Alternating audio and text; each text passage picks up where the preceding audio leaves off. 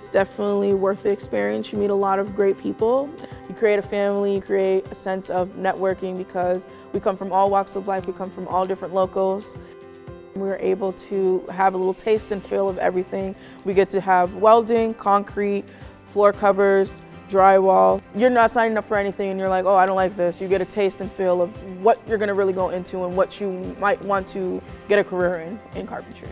My long-term goal out of this is to definitely start a business, and that business will be flipping houses. So I'd be mixing the two of real estate and carpentry and combining them as one and creating a business out of it.